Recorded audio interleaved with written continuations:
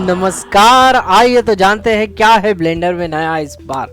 तो इसी बात के साथ यहाँ पे मेरे पास एक क्यूब है और हम चल पड़ते हैं टेक्सचर पेंट के अंदर। तो जैसे ही मैं यहाँ पे आता हूँ, यहाँ पे हमें एक विंडो तो मिलता ही है और साथ ही साथ ये जो क्यूब है ये शाम गुलाबी शहर गुलाबी, तो यहाँ पे ये हो जाता है और हम एक्चुअली इस पर पेंट कर सकते हैं। लेकिन फिलहाल जैसे ही मैं पेंट करने जाता हूँ, यहाँ पे missing textures and materials detected, मतलब यहाँ पे टेक्सचर नहीं है और मटेरियल नहीं है। तो यहाँ पे आता हूँ, नो टेक्सचर्स लिखा हुआ है, तो यहाँ पे प्लस पे क्लिक करता हूँ। सबसे इम्पॉर्टेंट चीज़, प्लस पे क्लिक करेंगे और यहाँ पे कई सारे पैरामीटर्स मिलते हैं। तो यहाँ पे पहले पैरामीटर पे क्लिक करता हूँ जिसका नाम है बेस कलर।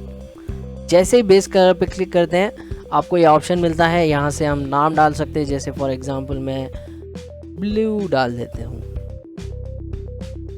ब्लू, और कलर हम यहाँ पे ब्लू कलर ले लेंगे। ये ओवरऑल मटेरियल, ओवरऑल ऑब्जेक्ट पे गिरने वाला मटेरियल है। विड्थ जो है, जो टेक्सचर बनने वाली है अपनी इमेज, उस इमेज की विड्थ कितनी होगी और हाइट कितनी होगी, ये है, ये डिफाइन करता है। ठीक है, और अल्फा उसमें होना चाहिए या नहीं होना चाहिए, ट्रांसपेरेंसी होनी चाहिए या नहीं होनी चाहिए, वो पूछ रहा है। जनरेटेड टाइप ब्लैंक चाहिए, यूवी ग्रिड चाहिए या कलर ग्रिड चाहिए। हमें ब्लैंक में ज़्यादा इंटरेस्ट है। और 32 बिट फ्लोट, ये जो है इमेज की डेप्थ, यानी इमेज में जो इन्फॉर्मेशन है वो कितनी ज़्यादा होनी चाहिए। अगर बहुत ज़्यादा क्वालिटी की टेक्सचर चाहिए और उसको आप एडिट कर रहे हो फोटोशॉप में जाके या गिम्प में जाके या क्रेटा में जाके, तो 32 बिट फ्लोट को चेक करने की कोशिश कीजिए, वरना ऐसे करने की बिल्कुल ज़रूरत नहीं है। और आगे बढ़ते हैं हम।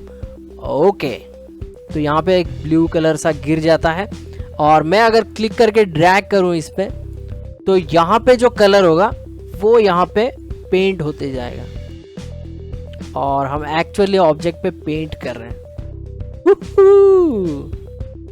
Isn't it great? Yep.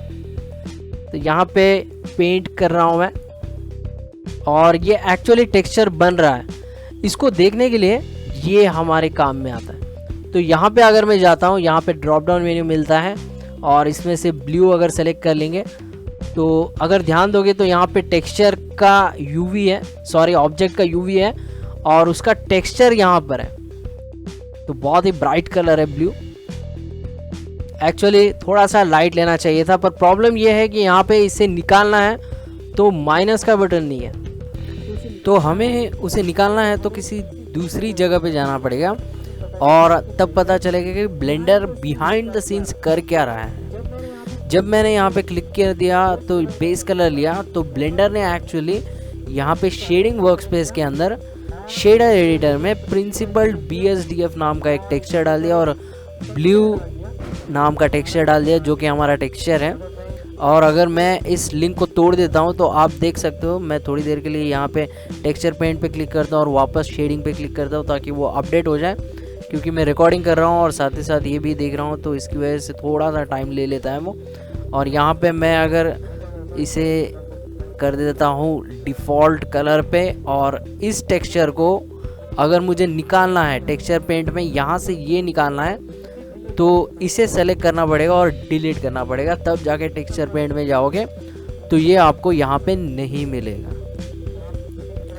Actually वो टेक्सचर डिलीट नहीं होता है, वो एक्चुअली रह जाता है। और यहाँ से मैं प्लस पे क्लिक करता हूँ, बेस कलर लेता हूँ और एक नाम दे देते हैं अच्छा सा ब्लू, और यहाँ पे नीचे आता हूँ और एक कलर ले लेता हूँ ब्लू, और ब्लू गॉड ब्लेस यू, तो यहाँ पे इसे ले लेता हूँ और यहाँ पे हमारा टेक्सचर मिल जाता है। ये पिछला वाला है, ये अभी का नया फ्रेश वाला टेक्सचर है जो मैंने अभी तैयार किया है। तो ये हमारा टेक्सचर मिल गया। तो कलर करने के 3 तरीके हैं। एक तो आप क्या कर सकते हो, यहाँ पे क्लिक कर सकते हो, यहाँ से कलर चेंज कर सकते हो, या फिर आप क्या कर सकते हो, राइट क्लिक करके यहाँ से एक्सेस कर सकते हो कलर को, या फिर यहाँ पे नीचे आते हो तो यहाँ से भी आप कलर को एक्सेस कर सकते हो। तो ये 3 तरीके हैं कलर को एक्सेस करने के।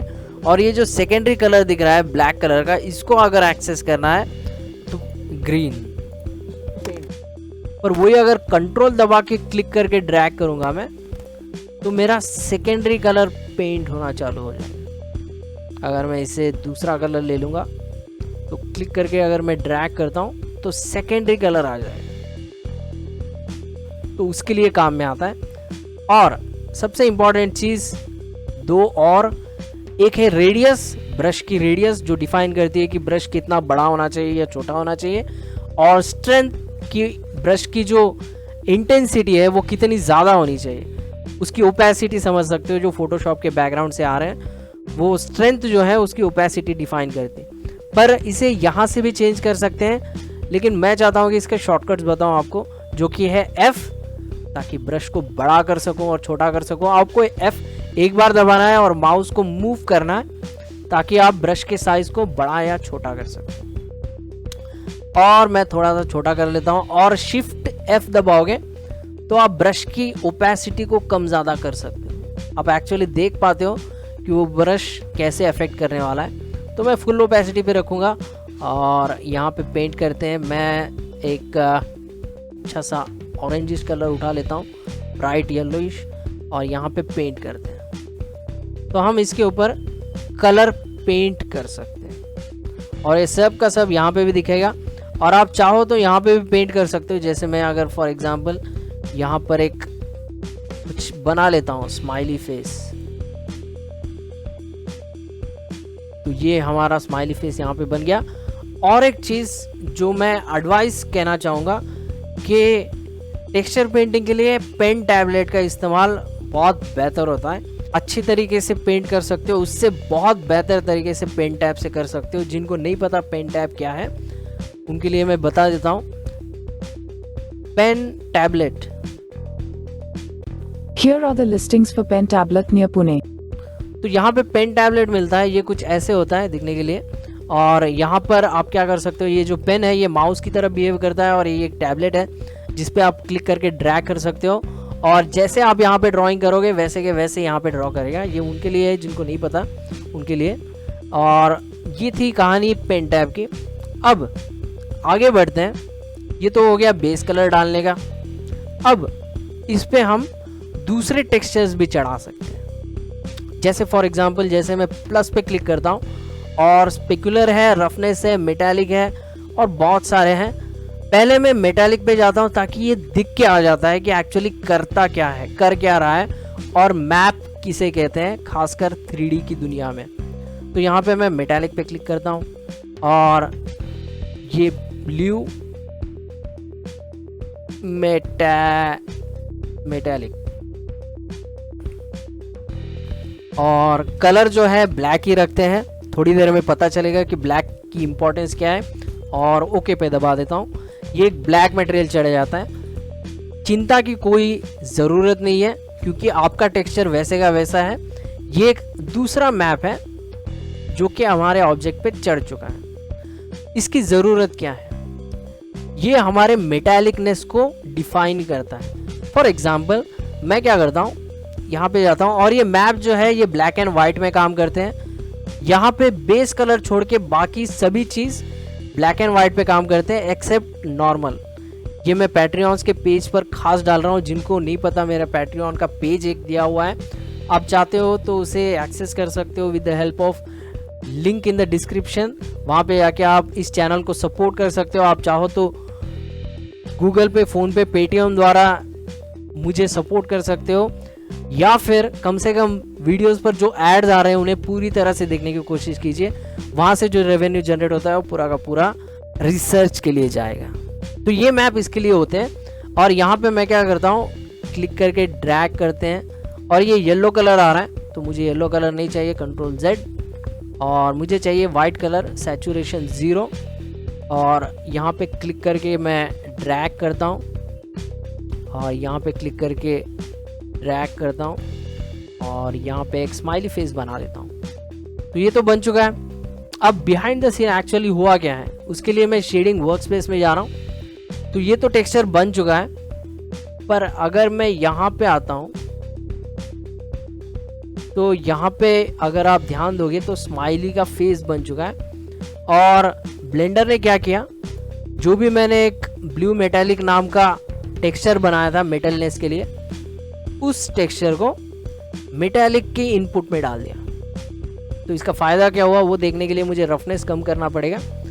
और अगर हम यहाँ से चेक करेंगे, मैं क्या करता हूँ, टेक्सचर पेंट पे जाके वापस से शेडिंग पे आता हूँ और स्पेकुलैरिटी भी कम कर देते हैं। टेक्सचर पेंट पे जाके शेडिंग पे आते हैं। तो यहाँ पे जो है आप देख पाते हो, जहाँ पे सबसे ज़्यादा वाइट है वहाँ पे सबसे ज़्यादा चमक है, मेटालिकनेस है।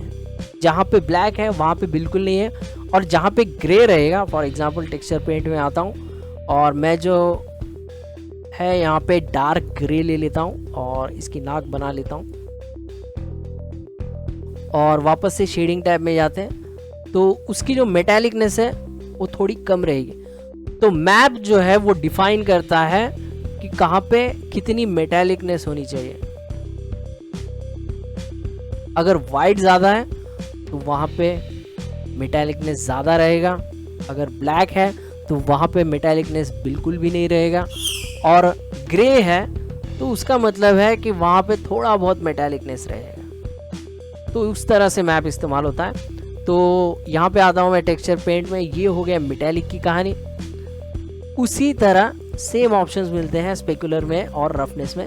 मैं स्पेकुलर में जाता हूँ और हमारा ब्लू SPCULAR स्पेकुलर यही साइज रख लेते हैं, कलर ब्लैक रख लेता हूँ मैप का और ओके पे दबा देता हूँ मैं।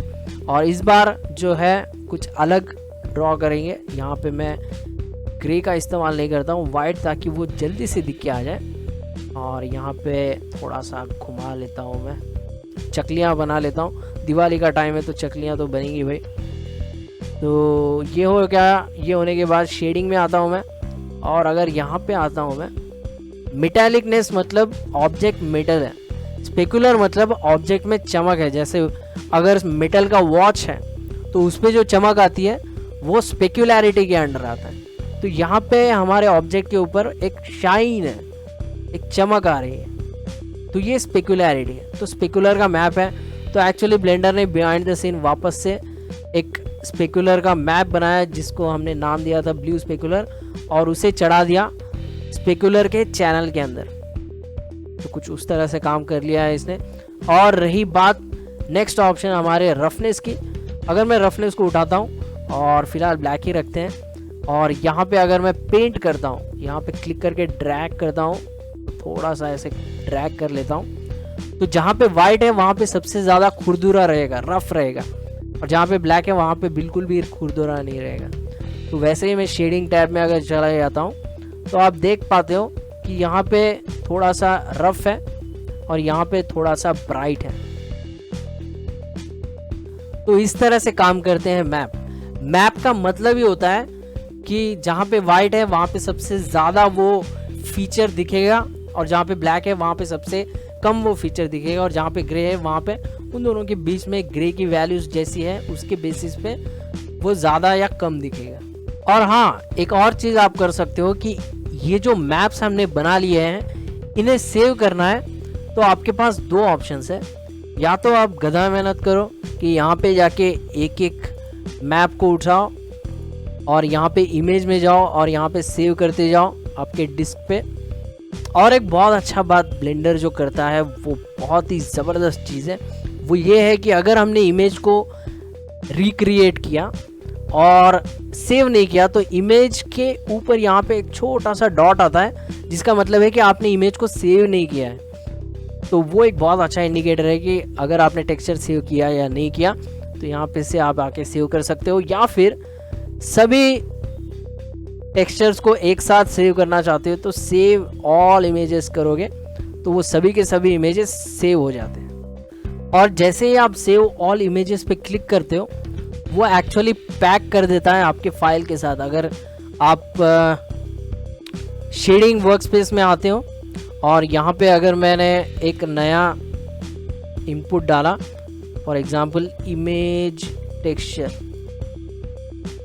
और कोई भी इमेज ओपन कर लिया मैंने फॉर एग्जांपल डेस्कटॉप से, और ये इमेज ओपन कर लिया, आप देख रहे हो यहाँ पे एक फोल्डर बना है और सेव ऑल इमेजेस के बाजू में ये वाले पैक बने हैं।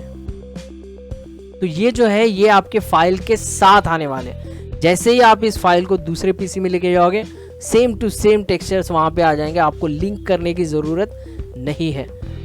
और रही बात नॉर्मल बम्प और डिस्प्लेसमेंट के, तो मैंने इसे क्या किया है, मेरे पैट्रियन पेज पर डाल के रखा है, वहाँ पे आप जाके एक्सक्लूसिवली देख सकते हो। और ख़ास बात इसकी ये है कि ये हमारे चैनल को सपोर्ट करने में बहुत मदद करता है।